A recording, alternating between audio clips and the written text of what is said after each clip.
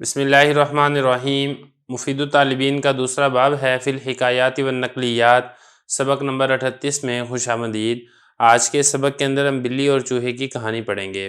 سأل بعض الملوک وزیرہ الادب یغلب الطبع ام الطبع یغلب الادب فقال الطبع اغلب لأنہ اصل والادب فرع وکل فرع یرجع الى اصلہ ثم ان الملک استدعى بالشراب وأحضر السنانير بأيديها الشماء فوقفت حوله فقال للوزير انظر خطأ في قولك التبع أغلب فقال الوزير أمهلني الليلة قال قد أمهلتك فلما كانت الليلة الثانية أخذ الوزير في كمه فارة وربط في رجله خيطا ومضى إلى الملك فلما أقبلت السنانير في أيديها الشماء أخرج الفارة من كمه فلما رأتها السنانير رمت بالشماء وتبعت الفارة فكاد البيت أن يحترق فقال الوزير انظر أيها الملك كيف غلب الطبع الأدب ورجع الفرع إلى أصله قال صدقت لله درك۔ سوال کیا بادشاہوں میں سے ایک نے اپنے وزیر سے ادب وہ طبیعت پر غالب آتا ہے یا طبیعت ادب پر غالب آتی ہے؟ تو وزیر نے کہا طبیعت یہ زیادہ غالب آنے والی ہے اس لیے کہ یہ اصل ہے اور ادب فرع ہے اور ہر فرع وہ لوٹتی ہے اپنی اصل کی جانب۔ پھر بادشاہ نے طلب کیا شراب کو اور حاضر کیا بلیوں کو، ان کے ہاتھوں میں شمع تھی اور اس کو ٹھہرایا اپنے ارد گرد، تو کہا وزیر سے دیکھو غلطی اپنے قول میں، طبیعت وہ زیادہ غالب آنے والی ہے۔ وزیر نے کہا مجھے ایک رات کی مہلت دیں، تو بادشاہ نے کہا میں نے تجھے مہلت دے دی۔ جب دوسری رات ہوئی ہے تو وزیر نے اپنی آستین میں ایک چوہا لیا ہے اور اس کے پاؤں میں ایک دھاگا باندھ دیا اور وہ گیا ہے بادشاہ کی جانب۔ جب بلیاں آئی ہیں ان کے ہاتھوں میں شمع تھیں تو اس نے چوہے کو نکالا ہے اپنی آستین سے۔ جب چوہے کو دیکھا بلیوں نے تو انہوں نے شمع کو پھینک دیا اور چوہے کے پیچھے بھاگیں، قریب تھا کہ گھر وہ جل جاتا۔ تو وزیر نے کہا دیکھیے بادشاہ سلامت کیسے طبیعت ادب پر غالب آ گئی ہے اور فرع وہ لوٹی ہے اپنی اصل کی جانب۔ تو بادشاہ نے کہا آپ نے سچ بولا، اللہ ہی کے لیے ہے آپ کی خوبی۔ عبارت ہو گئی ہے، ترجمہ ہو گیا ہے۔ اب اس میں کچھ الفاظ ہیں ان کو دیکھ لیتے ہیں، پھر انشاءاللہ اس کے بعد اس کی تشریح کریں گے۔ سأل یسأل سوالا، اس کا مطلب ہوتا ہے سوال کرنا۔ ملوک یا ملک کی جمع بادشاہ کو کہتے ہیں۔ ادب یعنی جو انسان اچھی باتیں اور چیزیں بعد میں سیکھتا ہے اس کو ادب کہا جاتا ہے۔ طبع یہ طبیعت کو کہا جاتا ہے، مطلب جو انسان کی جبلت اور فطرت ہوتی ہے جس کے اوپر انسان کی پیدائش ہوتی ہے اس کو طبع اور طبیعت کہا جاتا ہے۔ غلب یغلب اس کا مطلب ہوتا ہے غالب آنا۔ استدعا یہ باب اس کا استفعال ہے اور اسی سے یہ ماضی کا صیغہ ہے، اس کا مطلب ہوتا ہے طلب کرنا۔ شراب طلب کی، احضر یحضر احضار اس کا مطلب ہوتا ہے حاضر کرنا۔ سنانیر یہ سنور کی جمع ہے، بلی کو کہتے ہیں۔ شمع یہ شمع ان کی جمع ہے۔ اصل میں اس زمانے کے اندر یہ ہوتا تھا کہ جو شہد کا جو موم ہوتا تھا اس موم سے شمع تیار کی جاتی تھی اور پھر اس کو آگ جلا کے رات کے وقت روشنی حاصل کی جاتی تھی۔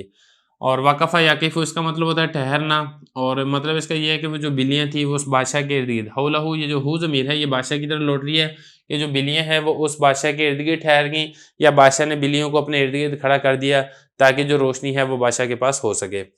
اور نظر ینظر انظر باب اس کا نصرہ ہے، اس کا مطلب اس سے یہ امر کا صیغہ ہے، آپ دیکھو۔ خطا غلطی کو کہتے ہیں، طبیعت زیادہ غالب آنے والی ہے۔ تو وزیر نے کیا امہل یمہل امہال مہلت دینا، لیلا رات کو کہتے ہیں، امہلتو یہ اسی سے واحد متکلم کا صیغہ ہے ماضی کا۔ اور اس کے بعد آگے دیکھیں کم کہتے ہیں یہ آستین کو، یعنی یہ جو بازو ہے اس کو کم کہا جاتا ہے۔ اور فارا یہ کہتے ہیں چوہے کو۔ ربط یربطو اس کا مطلب ہوتا ہے باندھنا، رجل پاؤں کو کہتے ہیں، خیط دھاگے کو، یعنی جو وزیر تھا اس نے اس چوہے کے پاؤں کے اندر دھاگا باندھ دیا۔ مضی یمضی اس کا مطلب ہوتا ہے جانا، گزرنا۔ اقبل یقبلو آنا، سامنے آنا۔ سنانیر یہ پہلے گزر چکا ہے، سنور کی جمع بلی کو کہتے ہیں، یہ بھی شمع بھی پہلے گزر چکا ہے۔ فارا یہ گزر گیا، کم یہ بھی آ گیا۔ رآ یرا اس کا مطلب ہوتا ہے دیکھنا، یعنی بلیوں نے چوہوں کو دیکھا۔ رما یرمی اس کا مطلب ہوتا ہے پھینک دینا، انہوں نے وہ جو شمع تھی انہوں نے پھینک دی۔ طبیع یتبع اس کا مطلب ہوتا ہے پیچھا کرنا، پیچھے آنا۔ اور احترق یحترق اس کا مطلب ہوتا ہے جل جانا۔ انظر یہ بھی گزر گیا، باقی سارا یہ گزر چکا ہے۔ اس میں ایک چیز ہے در رکا، اصل میں یہ جملہ ہے تعجب کے لیے استعمال ہوتا ہے، مطلب یہ ہے کہ للہ ما اخرج من خیر، اللہ ہی کے لیے ہے جو اللہ تعالیٰ نے بھلائی نکالی ہے، مطلب جو آپ کی اچھائی خوبیاں اور صفات ہیں حقیقت کے اندر یہ اللہ تعالیٰ ہی کی عطا کردہ ہیں۔ یہ کچھ الفاظ تھے وہ ہم نے یہاں پہ سمجھ لی ہیں. اب بات کر لیتے ہیں اس حکایت کی. سب سے پہلے اس کا خلاصہ آپ دوبارہ دیکھ لیں. اس میں ہوتا یہ ہے کہ جو بادشاہ ہے وہ اپنے ایک وزیر کو طلب کرتا ہے اور وزیر سے یہ والی بات پوچھتا ہے کہ جو بعد میں انسان تربیت سے ادب سیکھتا ہے آیا یہ زیادہ غالب آ جاتا ہے یا جو فطری صفات ہے جو انسان کی جبلت اور فطرت ہے وہ غالب آتی ہے. تو وزیر نے کہا کہ بادشاہ سلامت جو انسان کی فطرت ہے جبلت ہے جس کے اوپر انسان کی پیدائش ہوتی ہے وہ غالب آنے والی ہوتی ہے اس لیے کہ وہ اصل ہوتی ہے, اور جو انسان بعد میں سیکھتا ہے وہ تو ایک بعد والی فرع ہوتی ہے, اور اصول یہ ہے کہ جو اصل ہے وہ غالب آتی ہے اور جو فرع ہے وہ اصل ہی کی جانب لوٹتی ہے. تو بادشاہ نے پھر اس وقت یہ تھا کہ بادشاہ نے کچھ بلیاں تھیں اس کو ٹریننگ دی ہوئی تھی. وہ ٹریننگ اس طریقے سے دی ہوئی تھی کہ وہ بلیاں شمع یعنی جیسا کہ میں نے آپ کو پہلے بتایا موم بتیاں, اس وقت شہد کے اس موم سے وہ موم بتی تیار کی جاتی تھی, اس کے اندر دھاگا ڈال کے آگ لگائی جاتی تھی. تو بلیوں کو یہ سکھایا ہوا تھا کہ بلی اس طریقے سے اپنا ہاتھ اٹھا کے اور اس کے اوپر اس طریقے سے شمع وہ پڑی رہتی تھی اور وہ شمع جلتی رہتی تھی اور بلی آگے ادھر آگے پیچھے حرکت نہیں کرتی تھی اور اسی طریقے سے وہ کھڑی رہتی تھی.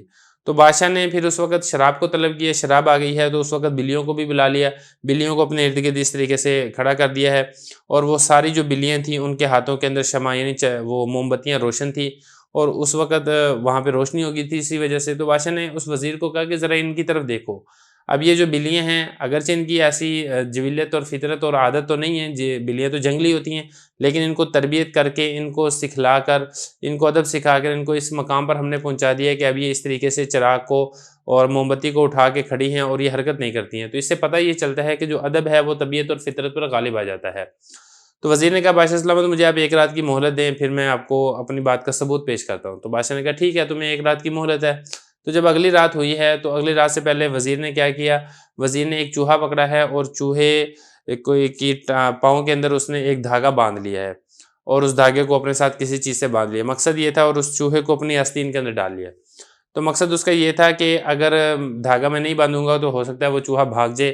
تو پھر جب اگلی رات آئی ہے اور بادشاہ کے سامنے وہ بلیاں آ گئی ہیں اسی طریقے سے وہ کھڑی ہوئی ہیں وہ موم بتیاں لے کے, تو جو وزیر تھا اس نے اپنی آستین سے چوہا نکالا. جب اس وزیر نے اپنی آستین سے چوہا نکالا ہے تو بلیوں نے جب چوہے کو دیکھا ہے تو بلیاں اس چوہے کے پیچھے بھاگی ہیں اور جو انہوں نے وہ پہلے موم بتیاں اٹھائی ہوئی تھیں انہوں نے وہ ساری گرا دی ہیں, اس کی بالکل پرواہ نہیں کی ہے اور اس موم بتیوں کی وجہ سے وہاں پر آگ لگی. تو عین ممکن تھا کہ وہ کمرہ یا وہ محل کا وہ والا حصہ جہاں پر یہ بیٹھے ہوئے تھے وہ سارے کا سارا جل جاتا, لیکن فوری طور پر اس آگ کے اوپر قابو پا لیا گیا. تو وزیر نے پھر بادشاہ سے کہا کہ بادشاہ سلامت یہ ذرا دیکھیں آپ کہ یہ جو ایک چیز تو تھی کہ آپ نے سکھائی تھی اور ایک ہے کہ اس کی اپنی جبلت اور فطرت ہے کہ بلی جو ہے وہ چوہے کے پیچھے بھاگتی ہے, چوہے کا شکار کرتی ہے. تو دیکھیں کیسے جب دونوں کا آپس میں ٹکراؤ اور مقابلہ ہوا ہے تو کیسے جبلت اور فطرت جو ہے وہ غالب آ گئی ہے. تو بادشاہ نے پھر واقعی اس بات سے اقرار کیا کہ بالکل تم درست کہہ رہے ہو. اب اس میں ہم بات کر لیتے ہیں کہ اس حکایت سے ہمیں سبق کیا ملتا ہے. تو دیکھیں اس میں سبق ہمیں یہ ملتا ہے کہ کوئی بھی چیز ہے اس کی جو اصل اور فطرت ہے وہ تبدیل نہیں ہوتی ہے, ہمیں اس سے ہوشیار رہنا چاہیے. جیسا کہ یہ بلی تھی, بلی کی اصل اور طبیعت اور فطرت تھی, اس نے چوہے کے پیچھے بھاگنا ہے. آپ اس کو جتنی مرضی ٹریننگ دے دیں یہ والی چیز تبدیل نہیں ہو سکتی. اس طریقے سے بعض لوگ ہیں وہ کیا کرتے ہیں, وہ جنگلی جو درندے ہوتے ہیں ان کو سدھا کر اپنے پاس رکھ لیتے ہیں. مثال کے طور پہ شیر کا چھوٹا سا بچہ وہ پال لیتے ہیں. تو شیر کا بچہ آپ چھوٹا سا پال تو لیں گے لیکن آپ اس کی فطرت اور طبیعت سے کبھی بھی غافل نہ ہو.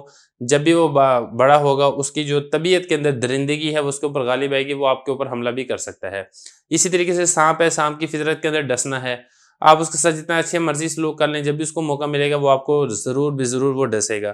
تو ہر انسان کی کچھ نہ کچھ فطری چیزیں ہوتی ہیں جو کہ اس کے خاندان اور اس کی نسل کے اندر پائی جاتی ہیں, ان سے محتاط رہنے کی ضرورت ہوتی ہے. آپ اس کے ساتھ جتنی مرضی اچھائی نیکی کر لیں, وہ جتنا بڑا علم و فضیلت بھی حاصل کر لیں, کبھی نہ کبھی اس کی جو طبیعت ہے اور جو فطرت ہے وہ ظاہر ہو کر رہتی ہے اور پھر وہ اپنی وہ چیز ظاہر اور آشکارا یہ کر دیتا ہے. تو اس سے ہمیں سبق یہ بھی ملتا ہے کہ جو اچھے اور نسلی لوگ ہوں ان کے ساتھ تعلق اور رابطہ رکھنا چاہیے.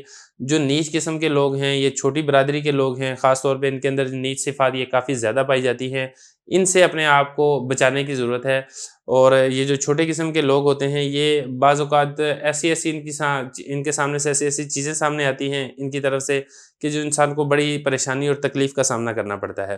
تو یہ ہمیں اس سے سبق ملتا ہے. اور اس سے سبق یہ بھی ملتا ہے کہ جو بھی آپ بات کہیں آپ کے پاس کوئی دلیل اور سالڈ ریزن اس کی موجود ہونی چاہیے. جیسا کہ بادشاہ نے اس وزیر سے پوچھا تھا, وزیر نے کہہ تو دیا کہ اصل وہ غالب آ جاتی ہے, فطرت غالب آ جاتی ہے ادب کے اوپر, لیکن وزیر کے پاس ایک باقاعدہ دلیل موجود تھی جس کا وزیر نے اظہار بھی کر دیا. تو اگر آپ بات کہتے ہیں لیکن آپ کے پاس کوئی سالڈ اور کوئی مضبوط دلیل نہیں ہے تو پھر اس کی وجہ سے آپ کو نقصان کا سامنا کرنا پڑ سکتا ہے. جیسے کہ وزیر کے پاس اگر دلیل نہ ہوتی تو عین ممکن تھا کہ بادشاہ کی جانب سے اس نقصان کا خدشہ ہو سکتا تھا. تو بہرحال یہ کچھ اسباق ہیں جو ہمیں اس حکایت سے ملتے ہیں، اس کو بہت اچھے طریقے سے ذہن نشین کر لینا چاہیے. اس کے بعد جو اگلا سبق ہوگا، اگلے سبق کے اندر ہم انشاءاللہ اس پوری حکایت کی ترکیب کریں گے.